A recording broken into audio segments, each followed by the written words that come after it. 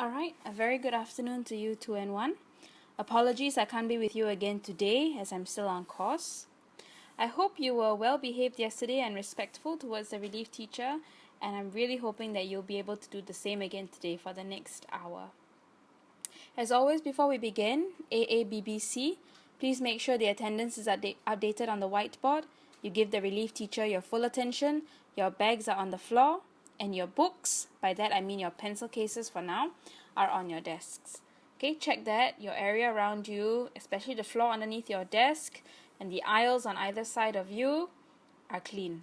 Okay, check the teacher's table area as well as your dustbin area and make sure that the class is clean before you start the lesson. Okay? Today we'll be looking at vocabulary, and we kind of started it last week when we had a lesson in the music room. I don't know if you remember what the name of the game we played was called. Okay, it was actually called Psych. There's actually a liner underneath it, out with your friends. Psych, out with your friends. Okay, but so we played this game together last week in the music room. I think we had 5 rounds in total, and I can't remember who came in tops, but I think there was a tie, okay, for the top position. And I know you guys had a lot of fun, okay, and so did I.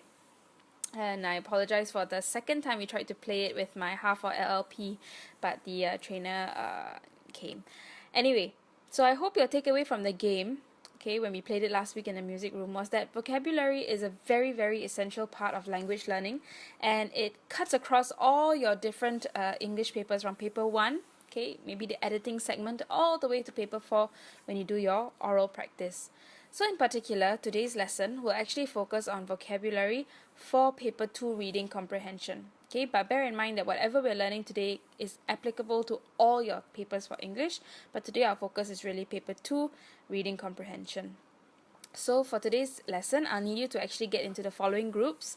What has influenced me in deciding how the groups happen, as well as who the leaders are, those indicated in L in the brackets, okay, is based on your MST1 results. So I think you'll be able to tell it's a mix of stronger and strong kids. Okay, so go with the flow, try out these groupings, and I'm very, very sure that improvement will happen.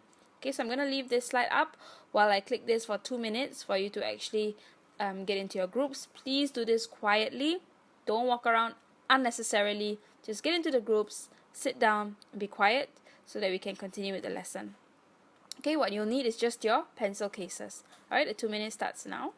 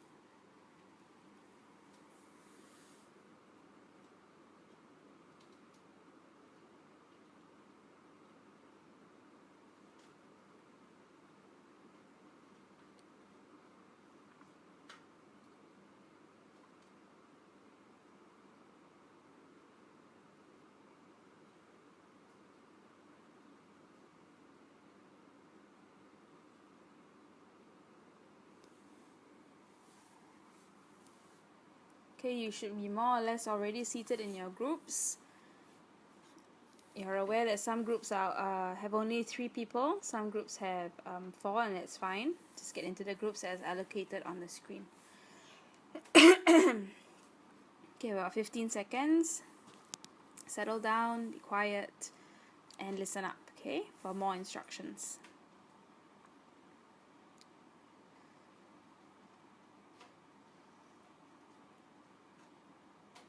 Okay, so that's the end of the 2 minutes. Let's move on. Now, in every group, I would like the student with the longest nails, okay, to approach the relief teacher for one A3 sized worksheet. Okay, the other members, while this person with the longest nails goes to the front, the rest of you please assist to clear the tables, make sure no unnecessary materials are there, and ensure that only your pencil cases are on the tables. Okay, and when that person comes back with the A3 worksheet, please make sure that you write all the group members' names at the bottom of the worksheet. Make sure the date in your class is indicated as well. Okay, so I've started the time already. Person with the longest nails, go to the front, approach the relief teacher, and get one A3 worksheet. And I think the A3 worksheets are actually pink. Okay, so get one pink worksheet each. Come back to your tables and write all the group members' names at the bottom of the worksheet. Okay, including the date.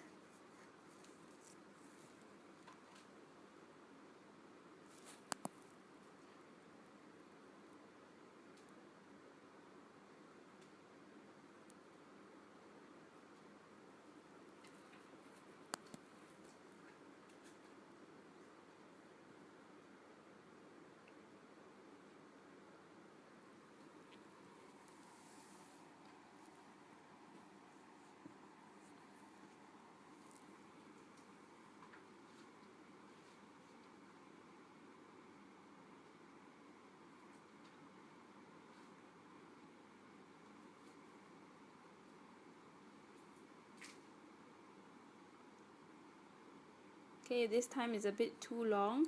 We can actually discuss for the next 30 seconds some of the questions that we answered when we played Psych. What were some of the words that we learned, facts that we made up, etc. Okay, think about how we guessed the meanings of those words, especially when all the answers came up finally at the end and the right answer was in the mix of all the funny answers that we came up with. What went through our mind? How did we determine what the meaning was?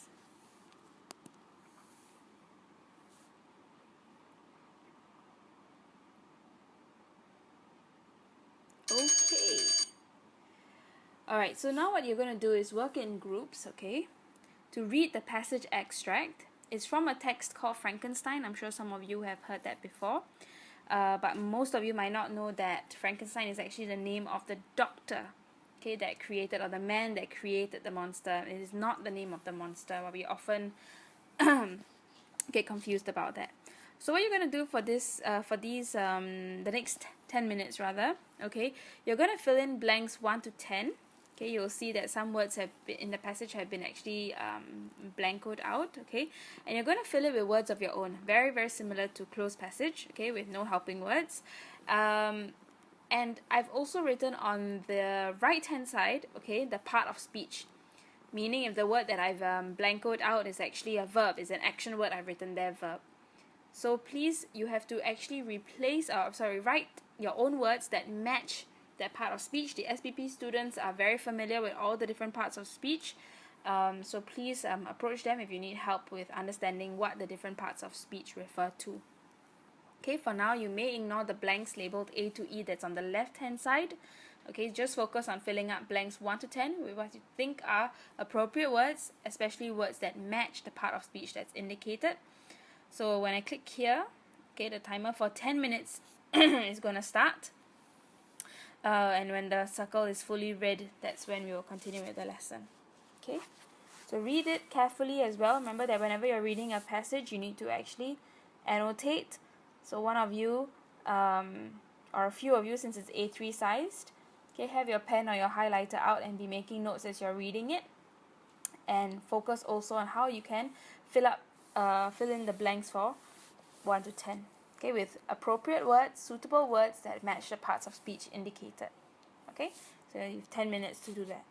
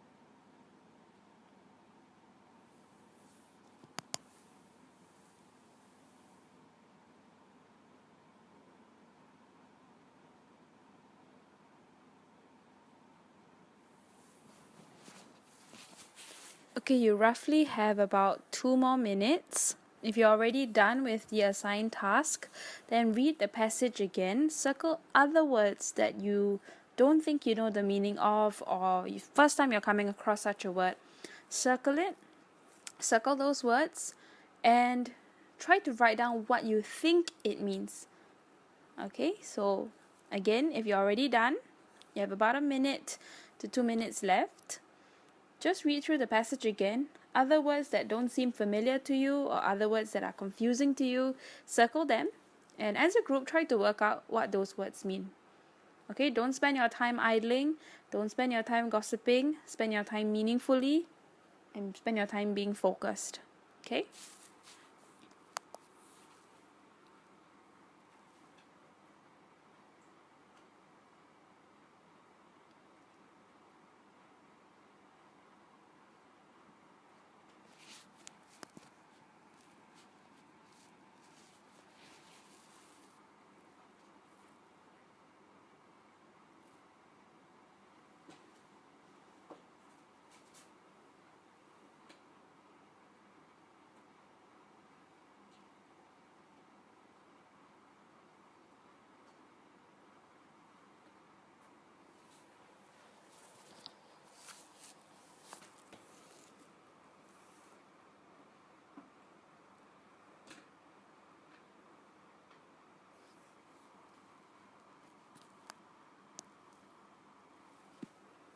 Okay, so we're done with the first assignment. Okay, cool, right? Miss Hannah's picture. Okay, anyway, what we're going to do now is go through the answers. And I would like the person in the group, the student in the group with the most curly or most wavy hair, to be the one who actually writes down the answers. So you would have your worksheet look something like this. Okay, and I know that actually for your copy on the right hand side, I've indicated for you the necessary part of speech. Okay, but what's going to happen is I'm just going to reveal to you what the words are, do some rough explanation. Okay, so I want you to be following the text as I'm going through it.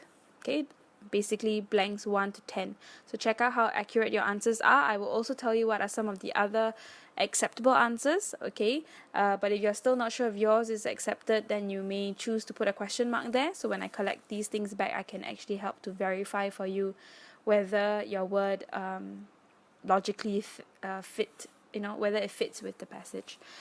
Okay, so the first blank we have here happens after the word the rain. Okay, the phrase the rain.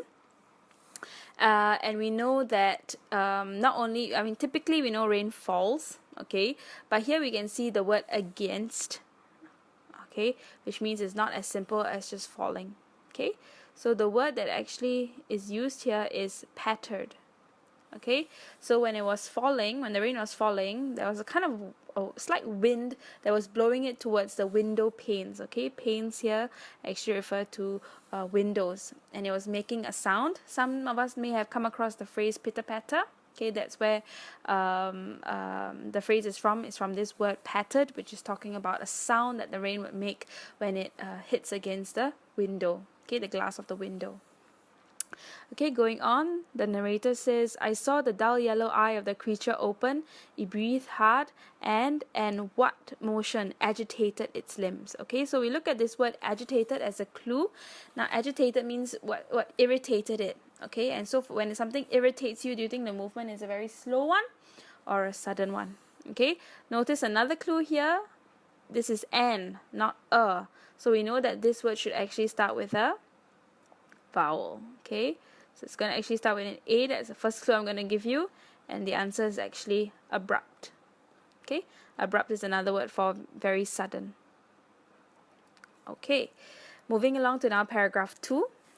He's describing this monster that he's created, and he says his yellow skin something concealed. Another word for concealed is covered the muscles and the arteries beneath. Okay, normally our skin covers all these muscles and arteries on us, right?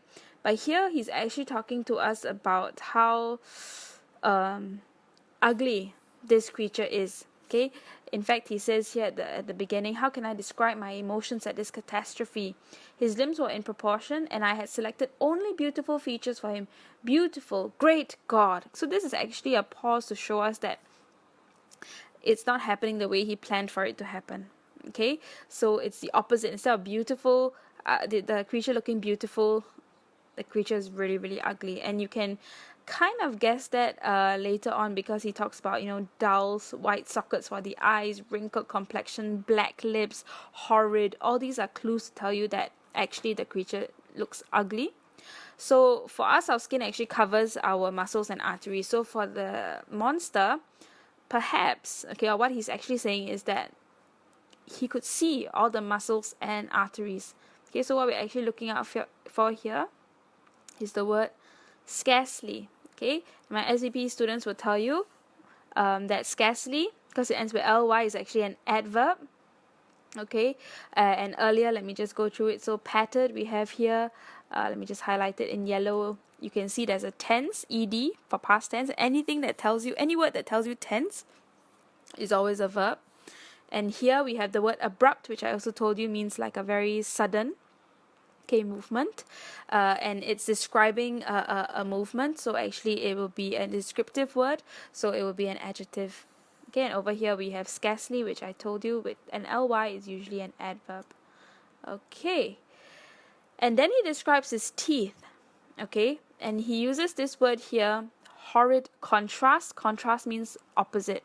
Okay, so what would be the opposite of lustrous black hair if you're using a word to describe teeth? Okay, so interestingly, he uses this word pearly. Now, pearly also ends with ly, but not because ly is an additional part of the word. Okay, because the original word is actually already pearl, so pearly is also another form of an adjective. It's just describing the color. Pearl white is an actual technical word for a color. Okay, right, moving on to paragraph 3 now. Oops, do you all need, okay, I guess let me just show it to you so you can copy it down if you're still there. Okay, in paragraph 3, he says, I had worked hard for nearly 2 years for the sole purpose of infusing life into an inanimate body. For this, I had what myself of rest and health. So he's talking about worked hard for nearly 2 years with only just one purpose all the time of, making this body come alive. Okay, so do you think if he worked hard over the 2 years, he gave himself rest and health, or was it the opposite? Okay, so actually what he says here is he had deprived himself. Okay, denied himself, didn't give himself any rest, or and didn't really care much about his health. Okay, notice again, ed, past tense. Any word that gives us tense is always a verb. Okay, the SBP students would know this. All right. Unable to endure the characteristics of the being I had created, so he can't tahan how ugly this creature he has created looks. Okay. He rushed out of the room and continued a long time doing something in his bedroom, unable to calm his mind down before sleep. So I want you to picture, instead of what is being described here, picture you're in a hospital, someone in your family is ill, something is really troubling you, and that person's in a hospital, and you are waiting. Okay, waiting for that person, and you can't calm down, you can't calm your mind. Okay, so what would the action be if you were just waiting in the corridor of the hospital, and you have someone who's really ill, someone really close to you but really, really ill, and dire circumstances, you don't know if that person's going to make it out alive? What would your action be if you were in a corridor and you're unable to actually calm yourself down? Okay, some of you might know the word pacing, okay, to walk up and down, but a more chim version of pacing is actually this word traversing. Okay, traversing is like crossing, so going up and down in his bedroom chamber. Again, the ing tells us this is present tense. Okay, so it's also a verb. Okay, so I'll leave paragraph 3 there and move on to paragraph 4. Okay, at last I gave in to my weariness and threw myself on the bed in my clothes to seek a few moments of forgetfulness. Okay, so he's just trying to basically distract himself from whatever has happened. Okay, and so instead of the word trying, he uses a slightly more difficult word, okay, called endeavoring. Okay, again, ing, this means it's a verb. Okay, endeavoring actually just means trying. So he threw himself there just to try and get some rest so he can forget about what has all happened. Okay, then he talks about meeting Elizabeth. We don't really know what his relation with Elizabeth is from reading this, but I'm going to tell you Elizabeth is actually his wife. Okay, he has a dream about her. And he says that when he kissed her lips, he planted the first kiss on her lips, they became colored with the what of death. Okay, so this is actually a standard phrase that you need to start learning and memorizing. Hue of death. Okay, hue is another word for shade, the color. Okay, the shade. So some people say like a sunset could be made out of maybe 5 to 6 different hues of reds and pinks and oranges sometimes when you have a really, really beautiful sunset. Okay, similar thing. All right. Hue of death here, hue would actually be a noun. Okay, because it's used as a concept there.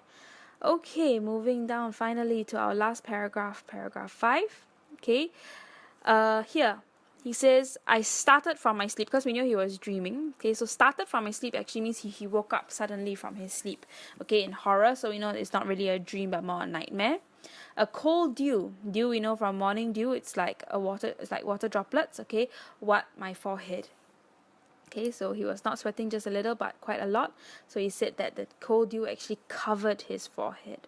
Okay, some of you might have come up with the word blanketed his forehead. I think that's also fine. Very interesting expression if you did.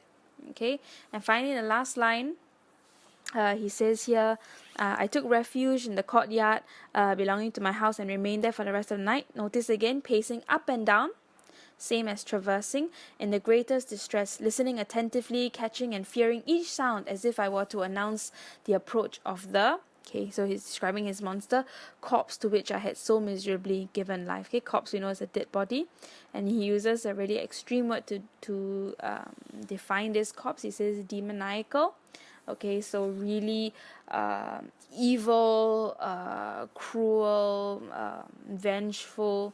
Okay, these are all other kinds of words you could have possibly used. Again, this word is actually describing the corpse, so every time it's a descriptive word, it's going to be called an adjective. That's the part of speech it belongs to. Okay, so you should have filled up all your 10 blanks now. Again, I repeat, if you've got it right, tick, well done, well done. If you've got another word which you're pretty sure is also correct, or I actually mentioned it as an alternative, give yourself a tick as well. If you're not so sure, okay, you can check with the relief teacher later on, or you can just put a question mark and I will tell you the answer or let you know whether it's possible to use those words or not. Okay, so that's that. Let's go back to the slides. Okay. So I thought it would be pretty interesting to actually watch what that looked like in one of the first original Frankenstein movies. Okay, so you can actually find the whole movie on what's it called, YouTube. Okay, but I'm just going to show you a few clips here. Okay, so let's watch the first one.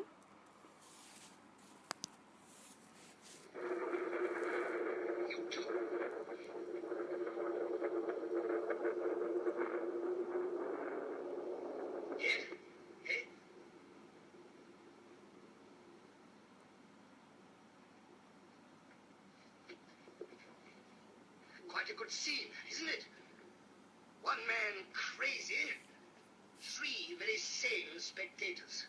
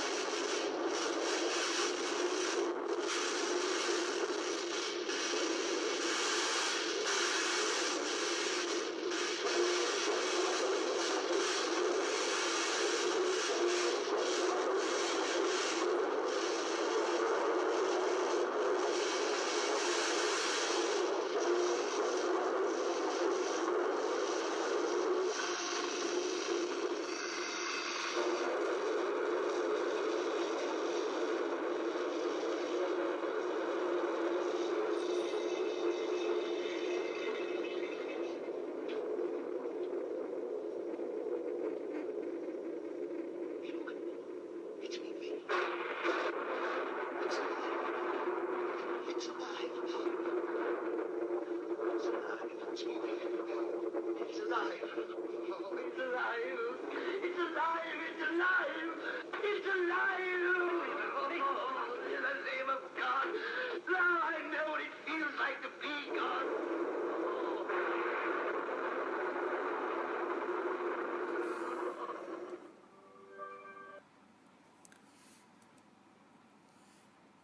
Okay, let's move on. Okay, this is another clip, but I think in the interest of time, you can just look at it on YouTube. There'll be another one I'll show later on, I think. Okay, anyway, so let's move on. Alright, so you'll now continue to work in groups again, and this time your task is actually to fill in blanks A to E, which is the blanks are on the left hand side of your paper. Okay, basically I want you to fill them in with synonyms. Okay, synonyms are words with the same meaning, okay, of the underlined words. So every paragraph there's one underlined word. I want you to fill in the blanks with a word that has the same meaning as the underlined word. Okay, words that have the same meanings are called synonyms. Alright, again, this time, the word that is underlined, you can think about it in your groups. What part of speech does it belong to? And then make sure that the synonym you're suggesting also belongs to the same part of speech. Okay, since there's only 5 blanks this time, I'm just going to give you 5 minutes. Okay, so when the circle is half filled in red, that's when we'll stop. Okay, so you have 5 minutes for 5 blanks. Your time begins now.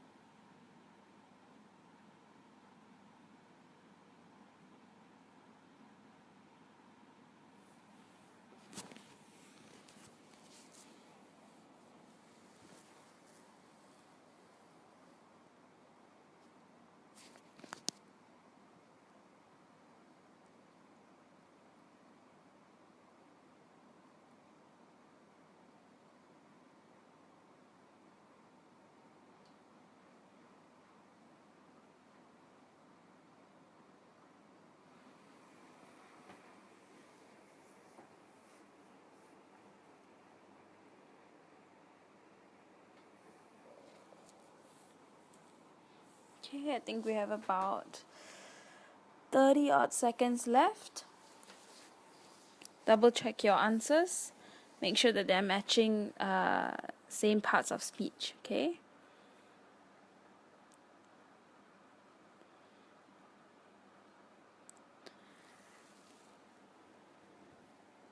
Okay, so it looks like it's the 5-minute mark already.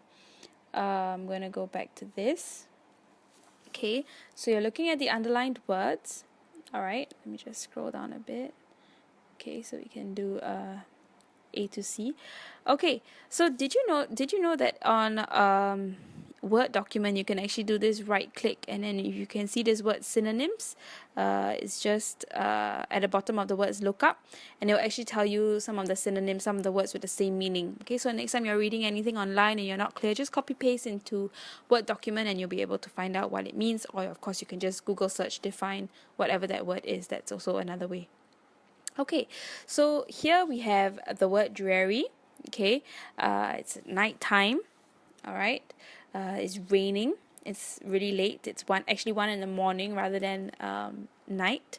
Okay, and there's a lot of anxiety in the narrator. Okay, so let's just think about dreary. We know it's kind of negative connotation. All right, and some of the suggestions here for synonyms would be words like dull, boring, monotonous, tedious, lifeless, la la la. Okay, but here the best fit one would actually be dull. Okay, and maybe the word lackluster. Okay, so that's the 2 words that I'm going to choose. But of course, if you had any of the words that were on that list just now, or you have any words that have very similar meanings with this, that's fine. Sorry, lackluster. Okay. All right, next one. Okay, so here we spoke about this a bit earlier. Just now we said, his yellow skin could scarcely conceal, his muscles and arteries, and his whole this like black and white sort of mix of yellow skin. Just this horrible image forms in our heads. Okay, so he's actually trying to describe how he feels looking at this horrible thing. Okay, so catastrophe, please take note of the pronunciation. Okay, actually means disaster.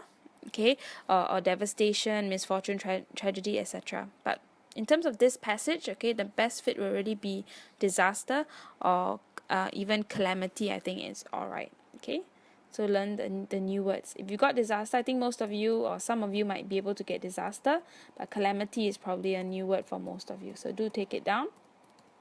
Okay, same thing. Catastrophe means disaster. Calamity also means disaster. Okay, and then we also looked at paragraph 3, and we spoke about how he deprived himself of having any rest or looking after his health when he worked really hard for 2 years to try and bring life into a specific kind of body. We know he also talks about the body being lifeless. Okay, earlier here, and towards the end he actually uses the word corpse. Okay, so yes, inanimate here, very similar meanings. Okay, lifeless, again you see it comes up there.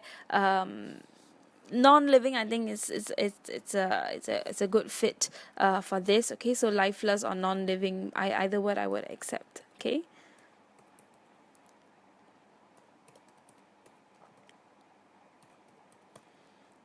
Alright, so that the word for that is inanimate. If you looked at the word carefully, you would see that the root word would actually be from the word animate. Okay, just this part. And we know from Disney, Pixar animations, etc. It's when it's like a cartoon.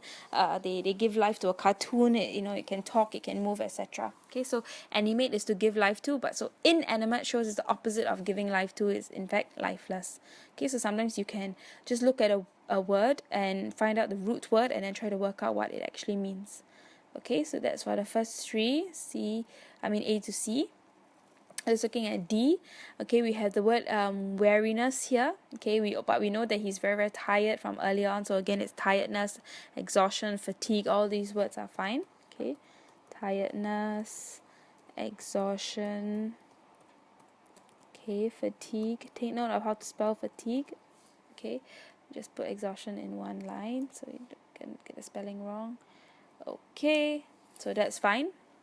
Weariness, quite a few should have been able to guess this, okay? And also his action of throwing himself on the bed is talking about how tired he was. Then he's trying to sleep, okay? Slumber is another word for sleep. He had dreams, etc. Okay, so he's just really, really tired. Okay, and finally we come to the word inarticulate. Okay, so his jaws opened. This is talking about a monster, not the creator. His jaws opened and he muttered some inarticulate sounds. Okay, so notice the monster's never talking to him or speaking to him or communicating with him, but is making some what we might call weird sounds. Okay, so sometimes when you hear a sound and you can't really make out what it is, okay, we say that's inarticulate. I think most of you would know the word articulate because we use the word articulation, okay, in your part of your oral rubrics. Okay, so inarticulate means to be sort of mumbling, incoherent. Okay, I think incoherent actually would be the best fit here. Okay, but a simpler version of that would actually just be unclear. Okay, so you could use incoherent, okay, or you could use the word unclear, or you could also use the word maybe mumbled. Okay, so but to say he muttered some mumbled sounds a bit weird. Okay, so let's just stick to incoherent and unclear, okay, for this. All right, let's go back to the thing. Okay, oh yes, I did actually want the person with the smallest feet, I think, to actually write down the answers, but I'm sure someone has taken the initiative to do that. Okay, so we move on to the final part of the lesson. Okay, I'm aware that I'm running into about 45 minutes so far of the lesson, so after these instructions you have about 10-ish minutes left. Okay, so you will still share the passage because there's only one copy per group, but you're going to embark on some individual work here. Okay, you're going to answer 5 comprehension questions. Okay, the questions I would like you to write it down. Okay, but that's fine. What we'll do is I'll actually flash the question, okay, and then on foolscap paper, okay, I repeat, I will flash the question, and on foolscap paper you will actually attempt to fill up your answers. Okay, so I have 1 question per slide. So the relief teacher, if you could help me to pause the video appropriately so the kids have enough time to students have enough time to write the answers, that would be very helpful. Okay, but I'll just very quickly go through the 5 questions and then I will get the relief teacher to actually help me show you the questions again. Okay, so the first question I would like you to answer is in paragraph 1. Okay, the narrator appears to be exhausted. We know another word for exhausted is weary, tired, etc. Using details from this paragraph, paragraph 1, explain how we know he is exhausted. Okay, not any other paragraphs, but paragraph 1. So that's the first question. 2 marks. So you must have at least maybe 2 reasons. Okay. For question 2 is referring to paragraph 2, and there's a line that's quoted there, and the question is to identify the words or phrases in the given sentence which suggest what. Okay, so based on hardly covered, is there a word here that can actually, a word, 2 words or a phrase that can actually mean the same thing? Same for radiantly glistening. Okay, is it, where would you be able to find a word or phrase in this sentence that actually matches the meaning of these 2 things? Okay, 2 marks again. And question number 3, in your own words, give 2 reasons why the main character felt disgusted at the sight of the monster. Okay, in fact, I'm sorry, this actually is from paragraph 3. Okay, so in paragraph 3, in your own words, give 2 reasons why the main character felt disgusted at the sight of the monster. Again, it's 2 marks. And in paragraph 4, the writer has a dream, more like a nightmare, okay, about a lady named Elizabeth. I've told you already that Elizabeth is actually his wife. So what do the expressions, okay, bloom of health as well as hue of death, tell us about his description of Elizabeth? How do these 2 expressions help us know what Elizabeth looks like even better? Okay, again, it's 2 marks. And the last question is from paragraph 5. Okay, what 2 things does the monster do to terrify the main character while he is in bed? Okay, so look at the last paragraph. What 2 things does the monster do to terrify the main character while he is in bed? Again, it's 2 marks. So in total, there are about 10 marks. Okay, and I know I'm roughly left with about 10 minutes. Okay, 5 to 10 minutes. So the relief teacher will actually help me pause the video pause the video to help you give you some time to write down your answers. Okay, you can discuss with the relief teacher whether you prefer that she holds it and she or he pauses the video and you actually write down the questions first, and then maybe in the single period later you can actually use some time to write down your answers, or you prefer she gives you a minute or two to write down an answer and then she flips to the next question. Okay, so discuss it with the relief teacher and see what's the best fit.